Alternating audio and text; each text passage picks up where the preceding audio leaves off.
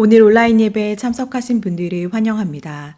등록을 원하시는 분은 새가족 담당 교육자에게 연락을 부탁드립니다. 가정 예배를 위한 예배 영상이 준비되었습니다. 두바이 한인교회 유튜브를 통해 매주 금요일 오전 11시 정해진 시간 가족과 함께 예배의 자리로 나아오시기 바랍니다. 정교인 연합기도회가 2월 7일 일요일 저녁 8시 온라인으로 드려집니다. 말씀과 기도의 자리를 사모하는 성도님들의 많은 참여 바랍니다. TKC 워십 컨퍼런스가 오늘 오후 3시 온라인으로 진행됩니다. 챔버, 성가대, 찬양팀, 그리고 예배와 찬양을 사모하며 섬기는 분들의 많은 참여 바랍니다. 중고등부 어머니 기도회가 부모의 열등감이라는 주제로 두바이 1월 31일 일요일 오전 11시, 라사카이마 2월 7일 일요일 오전 10시 온라인으로 진행됩니다. 자녀를 위해 눈물로 부르짖는 기도의 자리에 모든 어머니들의 참여를 부탁드립니다. 행복한 임산부를 위한 해피맘에서 2월 8일 월요일 임산부들을 위해 귀한 시간을 마련했습니다. 많은 참여를 부탁드립니다. 이슬람 OIC 57개국 선교를 위한 작정 헌금 신청서가 준비되었습니다. 모든 성도님들께서 함께 참여해 주시면 감사하겠습니다. 작정 금액과 작정인의 이름과 목장을 아래 선교 메일로 보내주시면 감사하겠습니다. 선교부 메일은 아래와 같습니다. 선교헌금을 작정하신 분들은 성함과 목장, 작정 금액을 적어 세종문화센터에 비치된 헌금함에 넣어주시거나 OIC 57 선교위원회의 메일 주소로 보내주시기 바랍니다. 2021 OIC 57 선교지도가 세종문화센터에 비치되었습니다. 셀장, 목자, 교사 및 성도님들께서는 비치된 선교지도를 수령하시어 각 가정에서 선교 사역을 위해 기도를 부탁드립니다. 우리를 예배 자리로 부르신 주님께 다 함께 경배와 찬양을 드리시며 나아가시겠습니다.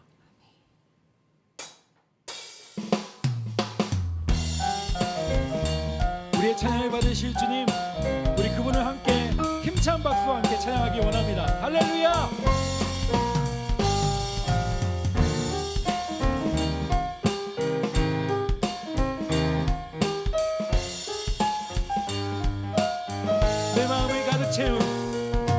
내 마음을 가득 채운 주량한 찬양과 사랑 어떻게 표현할 수 있나.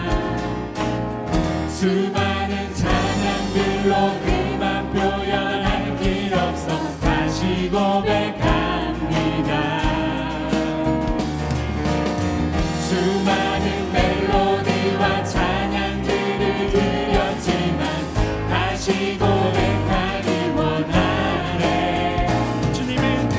주님은 나의 사랑, 삶의 중심 되시오니 주를 찬양합니다.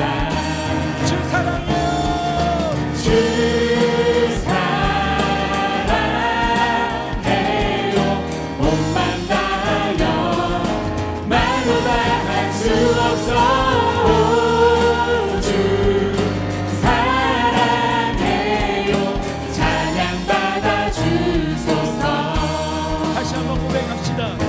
내 마음을 가득 채운 주량한 찬양과 사랑 어떻게 표현할 수 있나. 수많은 찬양들로 그만 표현할 길 없어 다시 고백합니다. 수많은 멜로디와 찬양들을 드렸지만 다시 고백하기 원하네. 주님은 나의 사랑, 삶의 중심 되시오니 주를 찬양합니다. 주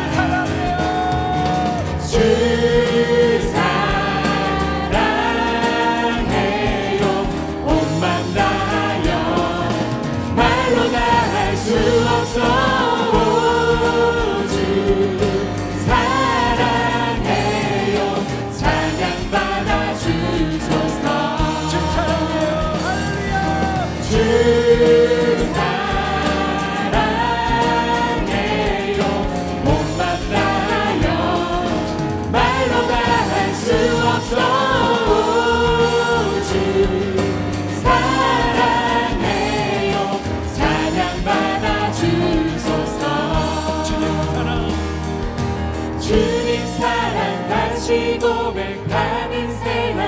주신 감사해요. 주님 사랑 다시 고백하는 찬양 주신 감사해요. 다시 한번 믿음으로 고백합시다. 주님 사랑 다시 고백하는 생활 주신 감사해요. 주님 사랑해요. 주님 사랑 다시 고백하는 찬양 주신 감사해요. 주 사랑해요. 주 사랑해요. 온 맘 다하여 말로 다 할 수 없어. 오, 주 사랑해요. 찬양 받아 주소서. 다시 한번 고백합시다. 주 사랑해요. 주 사랑해요. 온 맘 다하여 말로 다 할 수 없어. 주 사랑해요. 찬양 받아 주소서. 주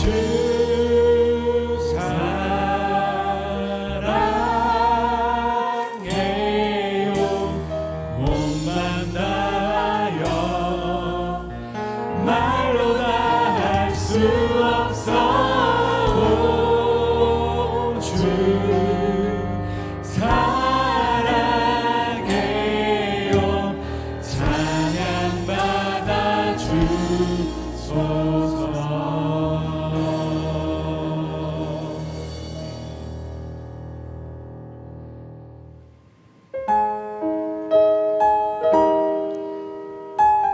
이 자리에 있는 것 자체가 주님의 은혜임을 우리 믿음으로 함께 고백하며 찬양하길 원합니다. 주 나의 모습 보내. 주 나의 모습 보내 상한 나의 맘 보시네. 주 나의 눈물 안에 홀로 울던 맘 아시네. 주 사랑 내게 있네. 주 사랑 내게 있네. 그 사랑이 날 세우네. 주 은혜 내게 있네. 그 은혜로 날 세우네. 세상 소망 다 사라져가도 주의 사랑은 끝이 없으니 살아가는 이 모든 순간이 주 은혜임을 나는 믿네. 다시 한번 우리 믿음으로 고백하며 찬양합시다. 주 나의 모습 보내 상한 나의 맘 보시네. 주 나의 눈물 안에 홀로 울던 맘 아시네. 주 사랑 내게 있네. 주 사랑 내게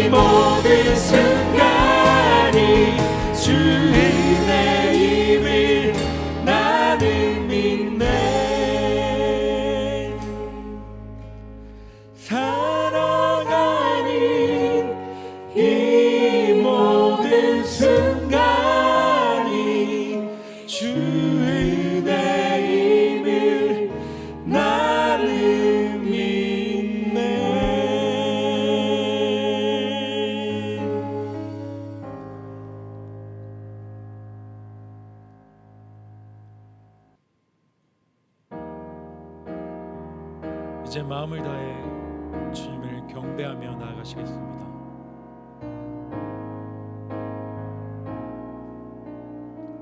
우리 함께 경배해. 우리 함께 경배해. 주 앞에 나와 무릎 꿇고 긍휼 베푸시는 주 하늘을 향해 두 손 들고 하늘 문이 열리고 은혜의 비추기 이 땅 가득 내리도록 마침내 주 오셔서 의의 비추기 우리 위에 부시도록.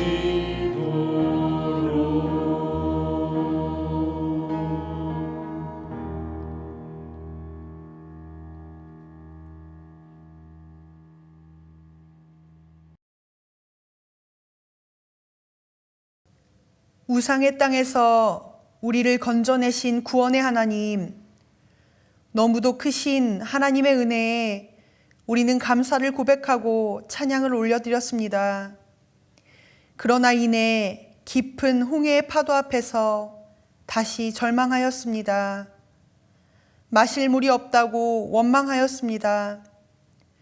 만나의 기적으로 배불리 먹으면서도 두려움과 불안함을 떨치지 못해 더 많은 것을 욕심내었고 남보다 더 축적하기 위하여 안간 힘썼습니다. 세상의 지혜가, 돈이, 인맥이 나를 책임질 것처럼 착각하며 내가 만든 구원을 따라 사느라 참 구원자이신 하나님을 바라보지 못했습니다. 주님, 놀라운 기적을 경험하였지만 이제까지 보고 들었던 세상의 이야기에 마음을 빼앗겨 나를 위한 금송아지를 만든 우리를 용서하여 주옵소서. 이 시간 말씀으로 우리를 깨우치사 하나님을 더욱 알게 하시고 하나님의 사랑을 밝히 보게 하여 주옵소서. 이제 하나님과 나만이 아는 은밀한 죄를 고백하며 침묵으로 참회의 기도를 계속합니다.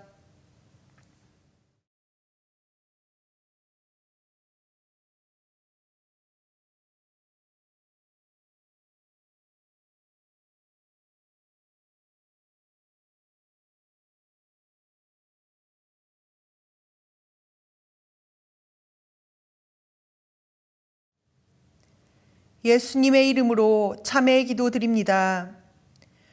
그러므로 이제 그리스도 예수 안에 있는 자에게는 결코 정죄함이 없나니 이는 그리스도 예수 안에 있는 생명의 성령의 법이 죄와 사망의 법에서 너를 해방하였음이라.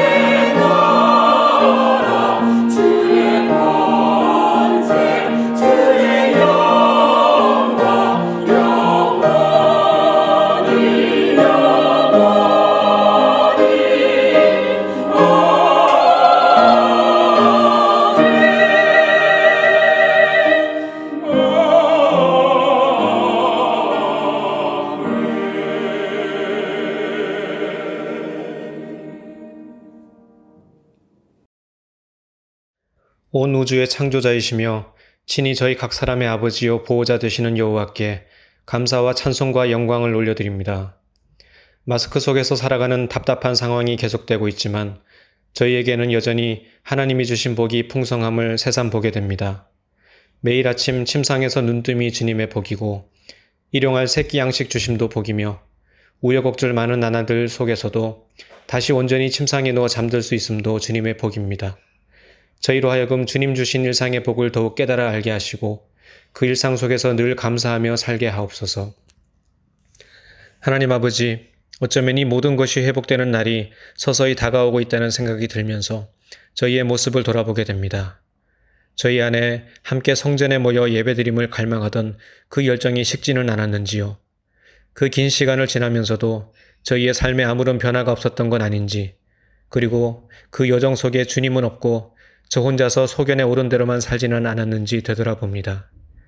지금부터라도 다시 주님을 인격적으로 만나고 주님과 발맞춰 함께 걷는 귀한 삶을 살게 하여 주시옵소서. 오늘 오후 광야에서 드리는 예배를 주제로 워십 컨퍼런스가 열립니다. 그 시간을 통해 저희 안에 예배에 대한 갈망이 새롭게 살아나게 하시고 교회가 예배를 위해 불러내심을 받은 자들의 모임이라는 그 본질을 다시 깨달아 알게 되는 귀한 시간이 되어지길 원합니다. 강사로 수고해 주실 이종찬 목사님께 함께 하셔서 하나님께서 기뻐하시는 성령 충만의 시간이 되어지게 하옵소서. 온라인으로 이루어지는 대신방을 통해 성령 안에서 교역자와 모든 성도들이 하나로 연결됨이 있게 하시고 목장 예배, 어와나 등 주님이 허락하신 사역을 통해서 주님의 일이 은혜롭게 진행되어지기를 원합니다. 최영신 목사님을 통해 주어지는 오늘의 설교 말씀을 통해 우리가 하나님께 더욱 엎드리고 듣고 주님 안에 거하는 삶을 살게 하여 주시길 원하오며 저희 마음속이 늘 주 예수 그리스도로 가득 차서 말과 행동과 생각이 그리스도인답게 되어지길 원합니다. 마음이 분주하여 늘 주님보다 몇 걸음을 앞서서 다른 박질 치는 저희들입니다. 각자의 삶을 잠시 내려놓고 이 시간 오로지 주님께만 집중하는 은혜로운 예배 시간이 되게 하여 주시옵소서. 이 모든 말씀 지금도 우리 각자의 마음속에 거하고 계신 예수 그리스도의 이름으로 기도드립니다. 아멘. 오늘 하나님이 우리에게 주시는 말씀은 마태복음 24장 1절에서 2절의 말씀입니다. 하나님의 말씀을 경청하십시오. 예수께서 성전에서 나와서 가실 때에 제자들이 성전 건물들을 가리켜 보이려고 나아오니 대답하여 이르시되 너희가 이 모든 것을 보지 못하느냐? 내가 진실로 너희에게 이르노니 돌 하나도 돌 위에 남지 않고 다 무너뜨려지리라. 우리를 주의 자녀로 부르시고 거룩하라 말씀하시는 아버지 하나님, 지난 한 주 우리의 삶을 인도하시고 돌보신 하나님의 사랑에 감사하며 봉헌 올려드립니다. 이 시간 겸손한 마음으로 드리는 자들을 기뻐 받아주시고 하나님의 소유로 합당한 삶을 살아가도록 기름 부어 주옵소서. 하여 책임지시는 아버지 하나님 날개 아래 참 평안과 기쁨을 누리게 하시고 사랑받는 자녀의 믿음을 허락하여 주옵소서. 예수님의 이름으로 봉헌 기도드립니다. 아멘.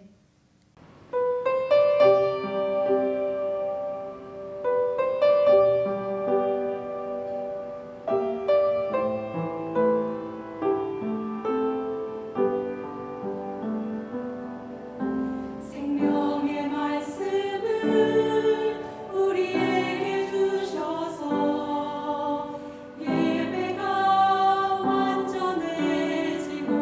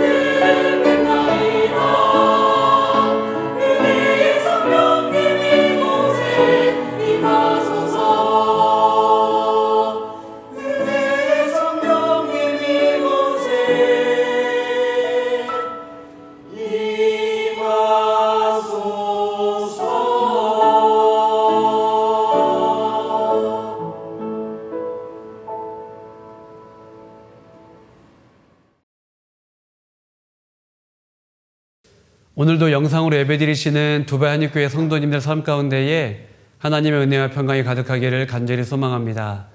새해를 맞이하여서 개인적으로 또 목장별로 또 가까운 분들과 함께 성경 통독을 하시는 분들이 계십니다. 올 한 해 하나님의 말씀을 묵상하고 또 큐티하면서 하나님과 더욱더 가까워지는 우리 성도님들 되시기를 간절히 소망합니다. 또 작년 8월에 DKC 유튜브를 통하여서 에스라 성경 통독 프로젝트를 시작을 했습니다.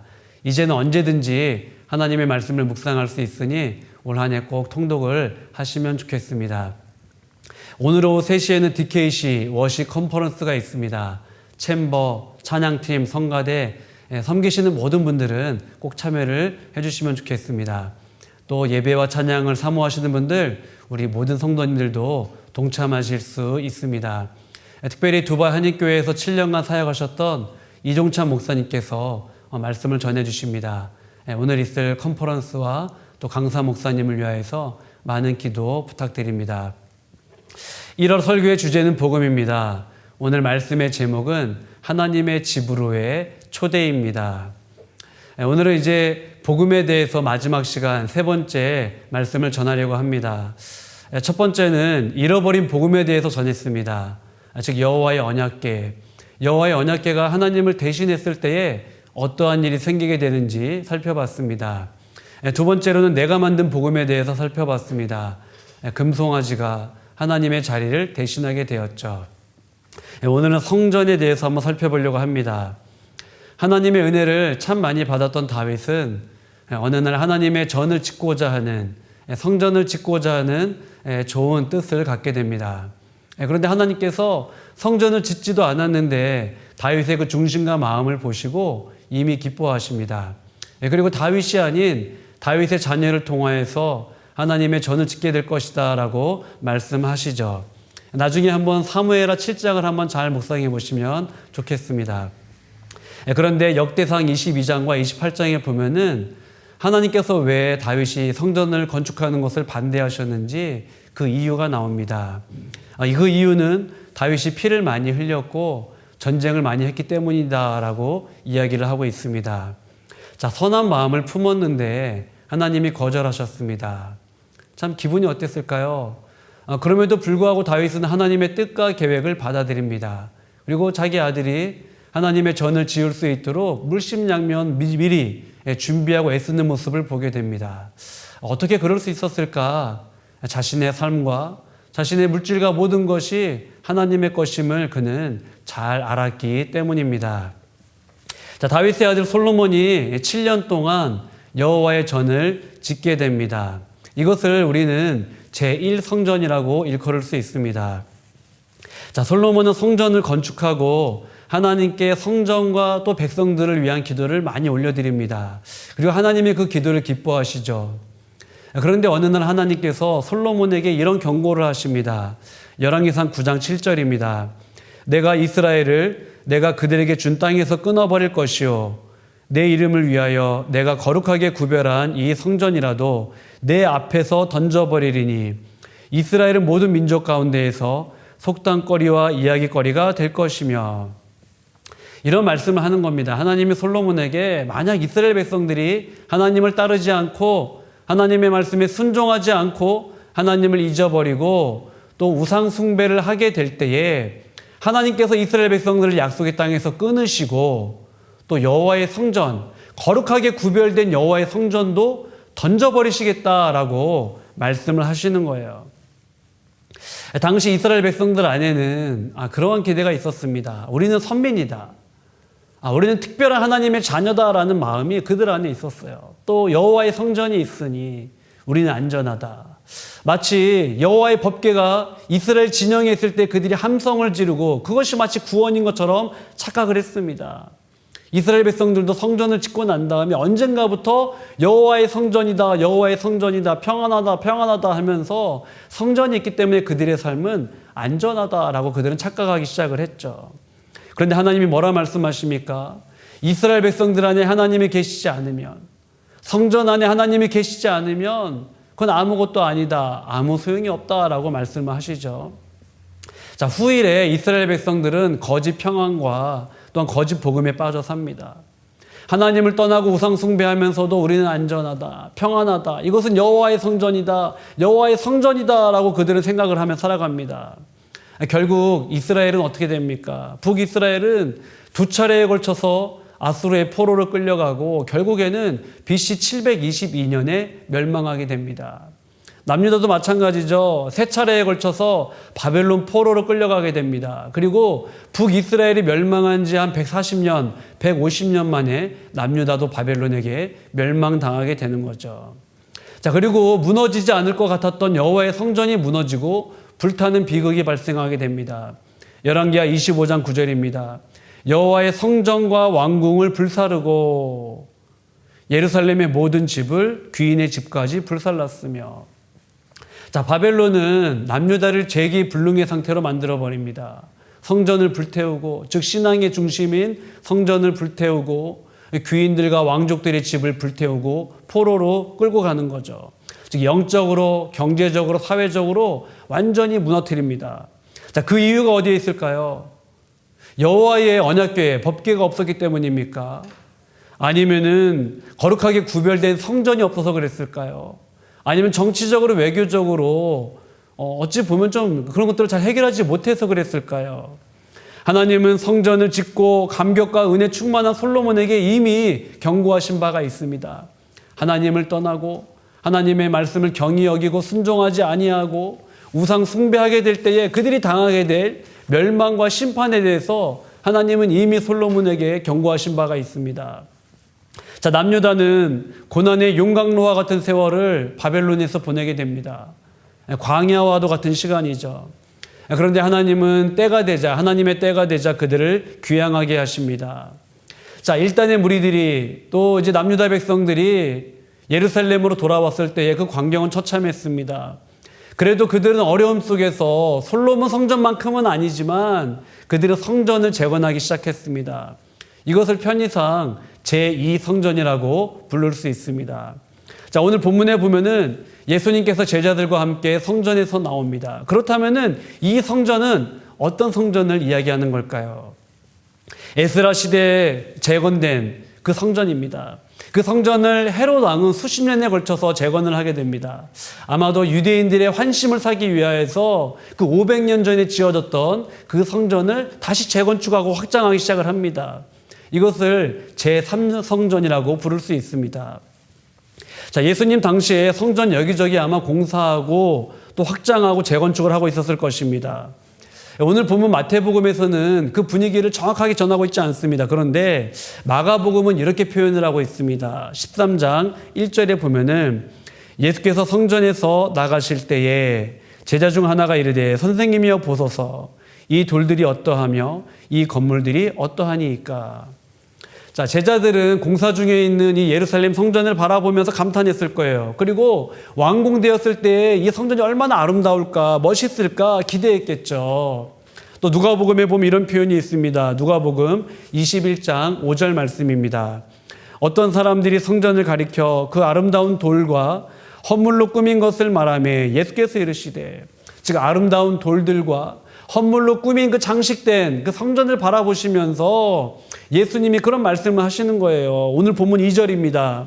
마태복음 24장 2절입니다.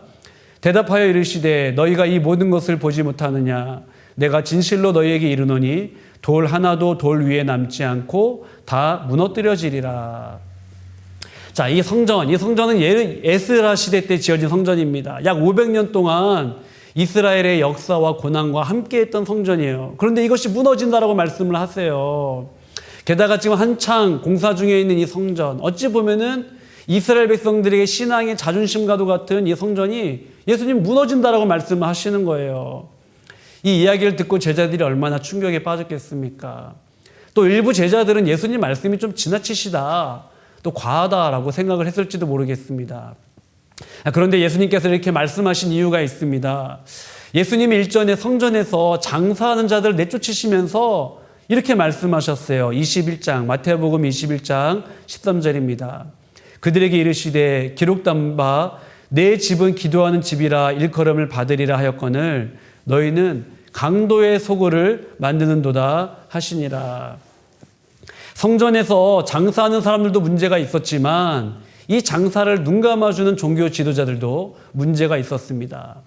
결국에는 기도해야 될 집이 강도의 소굴로 바뀌었다라고 예수님은 말씀하신 거예요. 자, 이런 현상은 이스라엘 역사 속에서 반복해서 일어나게 됩니다. 그 이유는 뭘까요? 분명히 하나님이 주신 은혜가 있는데 왜 그 은혜를 망각하고 왜 계속해서 이런 안 좋은 일들이 반복하게 되는 걸까요? 지난주 설교에도 잠시 살펴보긴 했습니다만 첫 번째는 하나님을 잊음이에요. 하나님을 잊고 두 번째 자기를 위하여 사는 겁니다. 그러니까 하나님을 잊고 자기를 위하여 사니까 신앙생활을 하는 것 같고 하나님을 섬기는 것 같지만 결국은 그들의 모습이 우상숭배자의 모습으로 우상숭배에 빠지는 것을 저희들은 지난 2주간 발견하게 되었습니다. 하나님은 솔로몬을 향하여서 이미 경고하셨어요. 하나님을 경외하지 않고 하나님의 말씀에 순종하지 아니하고 우상으로 향할 때에 거룩하게 구별된 성전이라도 하나님이 던져버리시겠다. 이렇게 경고를 하셨어요. 예수님도 이렇게 화려하지만 강도의 소굴로 변질되어 버린 이 성전을 바라보시면서 물론 마음 아프시지만은 이 성전도 무너지게 될 것이다. 그 종말과 심판을 피할 수 없다라고 주님은 말씀하셨어요.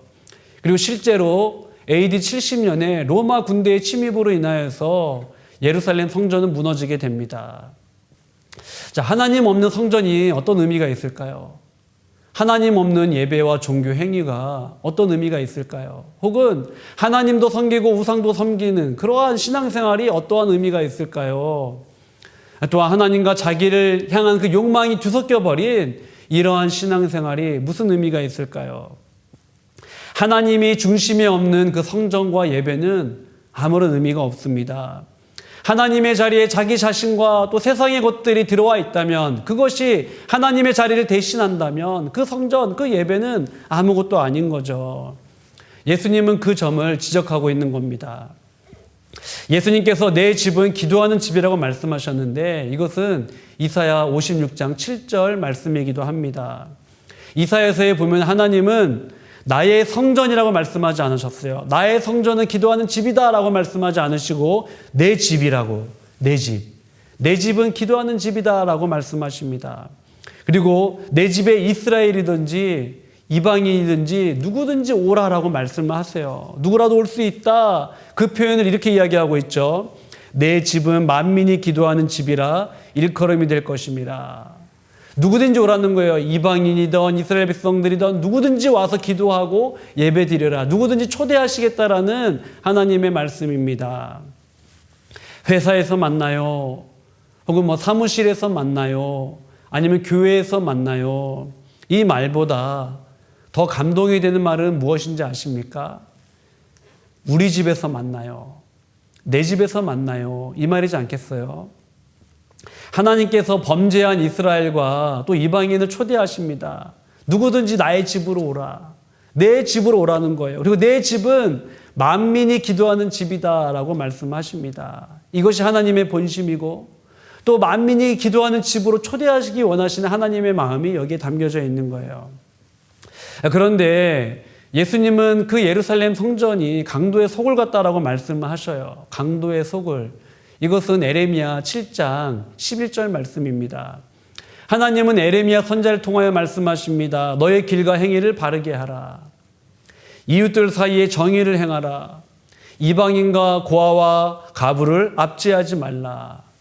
그런데 하나님이 그렇게 말씀하셨음에도 불구하고 이스라엘 백성들은 도둑질하고 살인하고 간음하고 거짓 맹세하고 우상 숭배를 시도하면서도 우리는 구원을 받았습니다. 우리는 구원받지 않았나요? 그리고 이것은 여호와의 성전입니다. 이곳이 바로 여호와의 성전입니다. 그렇게 그들은 생각을 했어요. 근데 하나님은 에레미야 선지자를 통하여서 뭐라고 말씀하십니까? 7장 11절에 보면은 내 이름으로 일컬음을 받는 이 집이 너의 눈에는 도둑의 소굴로 보이느냐? 보라, 나 곧 내가 그것을 보았노라. 내가 그것을 보았노라. 너희들의 모습을 내가 보았노라. 여호와의 말씀이니라. 결국 이스라엘 백성들이 가지고 있었던 그 왜곡된 잘못된 성전신앙과 지나친 선민의식, 그것이 문제라고 하나님은 경고하십니다. 자, 우리는 선택받았으니 괜찮죠. 우리 하나님의 자녀죠. 우리는 괜찮죠. 하나님의 성전, 여기가 바로 하나님의 성전입니다. 우리가 여기서 예배드립니다. 우리는 그러니 안전하지 않습니까? 그러나 그들의 삶은 엉망이었고 여전히 우상 숭배에서 벗어나지 못했습니다. 그런데 나는 선민이니까, 여기가 여호와의 성전이니까 괜찮다라고 생각을 했던 거죠. 자, 하나님은 여호와의 언약궤가 하나님의 자리를 대신하게 되었을 때에 그 언약궤를 원수들의 손에 맡겨버리십니다. 자, 모세는 금송아지가 하나님을 대신하게 되자 그것을 부수어 버리죠. 히스기야도 마찬가지입니다. 구원의 상징이었던 놋뱀을 사람들이 숭배하고 분양하기 시작하자 그 오랜 역사 속에서 그런 관념을 깨트려 버립니다. 놋뱀을 부수고 그것을 누스단, 즉 놋조각이다. 왜 놋조각을 섬기느냐? 놋조각이 하나님의 자리를 대신할 수 없다라고 히스기야는 이야기하는 거죠. 자, 우리 입장에서는 거룩하게 구별된 성전이지만 하나님의 입장에서 보면 그 성전은 건물 이상도 그 이하도 아닙니다. 하나님이 함께 하실 때 그 공간도 건물도 예배당도 의미가 있는 거예요. 하나님이 함께 하실 때 그 공간은 하나님의 집이 됩니다. 그곳에 예배하는 사람이 있다면 예배하는 집이 되는 거죠. 그곳에 찬양하는 사람이 있다면 찬양하는 집이 되는 거죠. 그곳에 기도하는 사람이 있다면 기도하는 집이 되는 겁니다.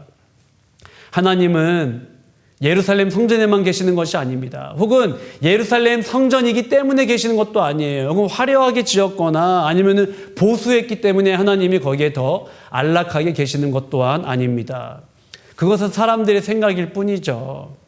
성전을 완공한 솔로몬도 이 사실을 잘 알았기 때문에 이런 고백을 올려드립니다. 열왕기상 8장 27절에 보면은 하나님이 참으로 땅에 거하시리까 하늘과 하늘들의 하늘이라도 주를 용납하지 못하겠거든 하물며 내가 건축한 이 성전이오리까.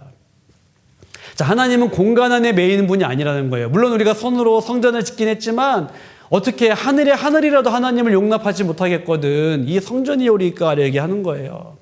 그러나 하나님, 우리가 지은 이 제한적인 공간이지만 우리가 여기서 예배드리고 기도하고 찬양할 때에 하나님 들어주세요. 그 백성들의 기도를 들어주세요. 우리들이 예배를 받아주세요. 찬양을 들어주세요. 응답해 주세요. 라고 간절하게 기도하는 거죠.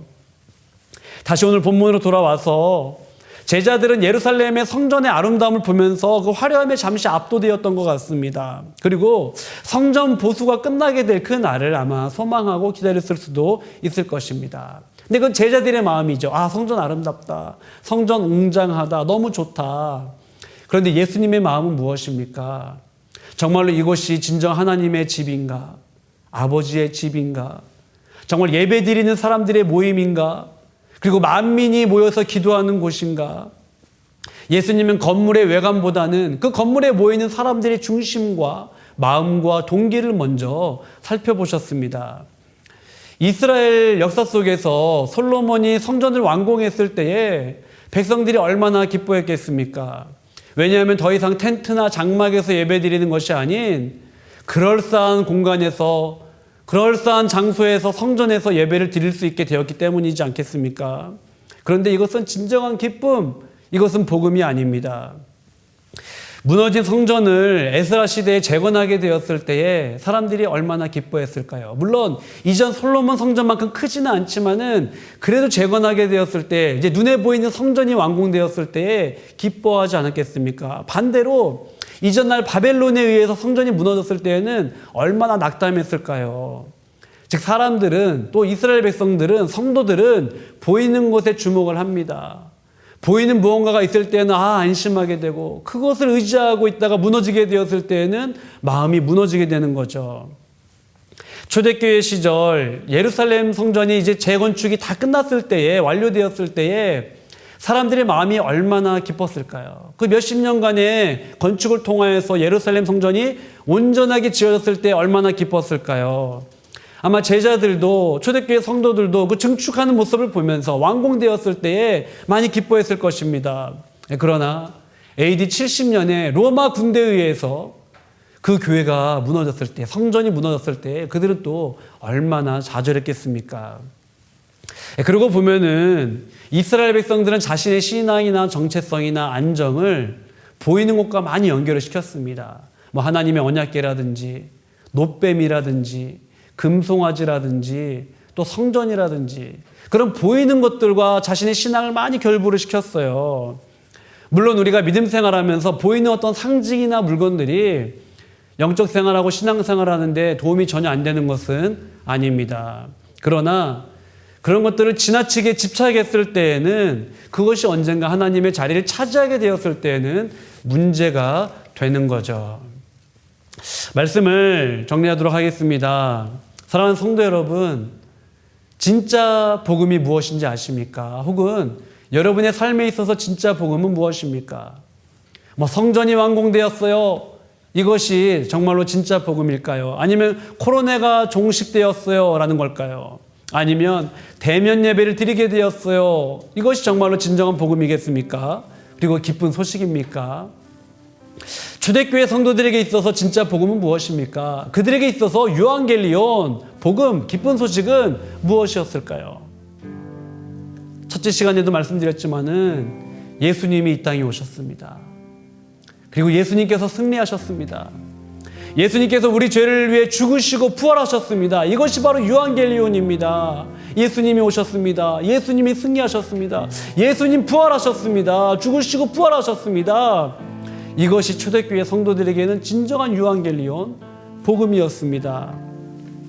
요한복음에 보면 예수님은 성전과 관련하여서 이렇게 말씀하십니다. 요한복음 2장 19절부터 22절입니다. 예수께서 대답하여 이르시되 너희가 이 성전을 헐라 내가 사흘 동안에 일으키리라. 유대인들이 이르되 이 성전은 46년 동안에 지었거늘 내가 3일 동안에 일으키겠느냐 하더라. 그러나 예수는 성전된 자기 육체를 가리켜 말씀하신 것이라. 죽은 자 가운데서 살아나신 후에야 제자들이 이 말씀하신 것을 기억하고 성경과 예수께서 하신 말씀을 믿었더라. 자, 예수님이 이 땅에 오신 이유는 무엇입니까? 성전을 짓기 위하여, 성전을 완공하기 위해 오셨을까요? 제3의 성전, 제4의 성전, 제5의 성전, 그 성전을 짓기 위해 오신 겁니까? 그렇지 않습니다. 예수님은 오히려 모든 사람이 하나님의 집, 하나님의 성전이 되기를 원하셨습니다. 성령의 능력 안에서 정말 하나님을 만나는 모든 백성들이, 모든 성도들이 그러한 새로운 교회가 되기를 원하셨어요. 하나님을 만나는 그러한 성도가 되기를, 성전이 되기를 주님은 원하셨습니다. 저는 지금 코로나로 좀 제한된 일상을 살아가고 있는 이 기간이 성령의 능력 안에서 정말 하나님을 날마다 경험하는 나라는 교회가 세워지는 기간이 되기를 간절히 소망합니다. 오히려 이 기간을 통하여서, 오히려 이 어려운 기간을 통하여서 더 강력한 하나님의 집, 아버지의 집, 하나님이 기뻐하시는 날마다 하나님과 동행하는 그러한 교회와 성전이 되기를 간절히 소망합니다. 이제는 우리가 어떠한 장소가 이것이 교회입니다가 아니라 장소와 공간과 시간을 뛰어넘어서 우리 자신이 하나님의 집이 되고 교회가 되기를 소망합니다. 어려운 때에 각자의 삶의 자리에서 그렇습니다. 내가 정말 아버지의 집이 되기를 원합니다. 내가 하나님의 집이 되기를 원합니다. 내가 하나님의 교회가 되기를 원합니다. 하나님의 성전이 되기를 원합니다. 그러한 마음으로 살아가는 우리 모두 되기를 간절히 소망합니다. 우리 다 같이 한번 고백할 텐데요. 다시 복음 앞에 하나님, 내가 이전 날 보이는 것들의 마음을 빼앗겼습니다. 그러나 이제는 하나님만 바라봅니다. 정말 주님으로 꽉 찬 사람 되게 하여 주옵소서. 그 복음 유앙겔리온, 주님이 내 삶에 다가오셨습니다. 주님이 승리하셨습니다. 예수 승리, 우리의 삶도 승리할 줄 믿습니다. 그렇게 살아가는 우리 모두 되기를 간절히 소망하며 찬양 고백하겠습니다. 다시 복음 앞에, 다시 복음 앞에, 다시 복음 앞에 내 영혼 선해 주님 만난 그때 나 다시 돌아가 주님께 예배드리며 다시 십자가의 길, 가슴에 손을 얹고 마지막으로 고백하겠습니다. 다시 복음 앞에, 다시 복음 앞에 내 영혼 선해 주님 만난 그때 나 다시 돌아가 주님께 예배드리며 십자가의 길 걸으리. 기도하겠습니다. 우리 기도할 때 하나님, 우리 모두가 하나님의 집, 또 하나님이 기뻐하시는 거룩하게 구별된 성전 교회로 살아가게 하여 주시옵소서. 우리 모두가 하나님이 기뻐하시는 기도, 예배, 찬양, 사랑, 섬김의 집이 되게 하여 주시옵소서. 또 오늘 오후 3시에 있을 DKC 워십 컨퍼런스를 위하여 기도하겠습니다. 특별히 말씀을 준비하시고 전하시는 이종찬 목사님 붙들어 주옵시고, 광야에서 드리는 예배라는 주제로 말씀 전하실 때에 하나님 우리 온 성도들이 진정한 예배자, 또 찬양하는 사람으로 세워지게 하여 주옵소서. 원로 목사님과 교역자와 사역위원과 목자와 셀장과 교사를 위하여 기도하겠습니다. 하나님, 섬김의 자리에 있는 모든 분들 기억하여 주옵시고, 두바이 한인교회를 붙들어 주시옵소서. OIC 57 선교와 중동에서 복음의 허브의 사명을 감당케 하여 주옵소서. 다음 세대를 위하여 기도하겠습니다. 특별히 우리 수험생들 한 명 한 명 기억하여 주옵시고, 또 아랍에미레이트나 한인들과 어려움 중에 있는 가정, 또 사업, 직장, 청년, 장년들 하나님 붙들어 주옵시고, 대한민국과 한국교회를 위하여 간절한 마음으로 기도하겠습니다. 하나님 아버지 감사합니다. 아버지 하나님, 아버지 은혜와 사랑 가운데에 오늘 예배드리게 해주시니 감사합니다. 하나님 아버지, 우리 모두가 하나님의 집, 하나님의 성전, 하나님의 교회로 세워지게 하여 주옵소서. 하나님 아버지, 이스라엘 백성들은 때때로 보이는 것에 마음 빼앗기고, 보이는 것이 무너질 때 절망하고, 보이는 것이 있을 때 그것이 하나님의 자리를 대신하기도 했습니다. 하나님 아버지, 여호와의 언약궤가, 때로는 노뱀이, 때로는 성전이, 하나님 아버지 금송아지가, 하나님 아버지 보이는 사람과 상황이 하나님의 자리를 대신하기도 했습니다. 하나님 아버지, 우리는 보이는 것을 쫓아가는 인생이 아니라 보이지 않는 그 영원한 하나님을 바라보며 나아갑니다. 하나님 아버지, 하나님 바라보며 살게 하시고, 하나님 우리의 마음에 하나님이 계시지 아니한다면, 하나님 아버지 우리의 예배당에 하나님이 계시지 아니한다면 무슨 소용이 있겠습니까? 하나님 아버지, 늘 성령의 능력으로 하나님을 만나는 거룩한 아버지의 집이 되게 하여 주옵소서. 하나님의 교회가 되게 하여 아버지 인도하여 주옵소서. 하나님을 특별히 우리 모두가 하나님이 기뻐하시는 기도자가 되게 하시고, 예배자가 되게 하시고, 찬양하는 사람이 되게 하시고, 사랑과 섬김의 집이 될 수 있도록 주여 도와주옵소서. 하나님 아버지, 오늘 오후 3시에 DKC 워십 컨퍼런스가 있습니다. 하나님 아버지, 정말 이종찬 목사님이 입술을 주장하여 주옵시고, 광야에서 드린 예배라는 말씀을 전하실 때에 많은 영혼들이 정말로 하나님 앞에 예배자와 찬양하는 사람으로 세워질 수 있도록 도와주옵소서. 하나님 아버지, 원로 목사님의 건강을 붙들어 주옵시고, OIC 57 선교비를 주셨사오니 그 사명을 감당케 하시고, 사모님과 스라이트 자녀 가운데 함께하여 주옵소서. 하나님의 교역자들과 사역위원과 목자와 교사와 셀장 가운데 함께 하시고, 주의 말씀과 사역을 맡은 자들이 하나님 아버지 정말로 한 영 한 영을 깨울 수 있는 믿음의 종이 되게 도와주옵소서. 섬김의 자리에 있는 분들 기억하여 주시고, 두바이 한인교회가 정말 하나님의 사명을 감당하는 교회 되게 도와주옵소서. 다음 세대와 하나님 아버지 정말로 믿음의 계승에 실패하지 않도록 우리 자녀들을 붙들어 주옵시고, 하나님의 수험생들 지치지 않도록 도와주옵소서. 아랍에미레이트에 있는 한인들과 하나님 아버지 나그네들을 붙들어 주옵시고, 하나님 어려움 중에 있는 가정과 또한 사업처와 직장과 청년과 장년을 붙들어 주옵시고, 대한민국과 한국교회를 붙들어 주옵소서. 하나님 아버지, 내 영혼의 VIP와 세독들 위하여 기도합니다. 하나님 앞에 기도할 때에 그 영혼들이 주 앞에 나오는 놀라운 역사를 경험하기를 원하오니 하나님 도와주옵시고, 우리를 하나님 아버지 기도의 용사로 말씀의 도구로 사용하여 주시옵소서. 하나님 감사합니다. 우리를 영원한 사귐으로 초대하여 주시니 감사합니다. 아버지의 집으로 초대하여 주시니 감사합니다. 각자 살아가는 삶의 자리와 가정에서 하나님의 집으로 살아가게 하여 주시옵소서. 기도하는 집으로 살아가게 하여 주시옵소서. 예배드리며 찬양하는 집으로 살아가게 하여 주시옵소서. 성령의 능력 안에서 하나님을 만나는 성전과 교회가 되게 하여 주시옵소서. 성전 완공의 기대와 소식보다 더 기쁜 소식은 우리를 향하신 하나님의 사랑과 초대입니다. 우리를 아버지의 집으로 초대하여 주심입니다. 우리로 성전 삼아 주시고 우리로 축복의 통로가 되게 하여 주심입니다. 이 은혜와 사랑을 잊지 않게 하여 주시옵소서. 영원한 사귐으로 초대받은 우리 모두가 이 땅에서 하나님의 나라와 제사장 나라와 거룩한 백성과 하나님의 집, 하나님의 성전, 하나님의 교회로 살아가게 하여 주시옵소서.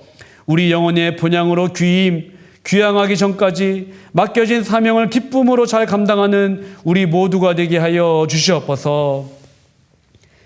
우리 주 예수 그리스도의 은혜와 하나님의 사랑과 성령님의 교통하심이 우리를 아버지의 집으로 초대하셔서 우리를 아버지의 집, 하나님의 성전, 하나님의 교회로 삼기 원하시는 그 아버지의 뜻을 깨달아 광야도 같은 이 땅에서 믿음의 길을 걷기 원하는 두바이 한인교회 성도들 위해와 한국교회와 대한민국과 북녘에서 고통 중에 있는 수많은 백성들과 지구촌 온 누리에 이제부터 영원토록 함께 하시기를 간절히 축원하옵나이다. 아멘.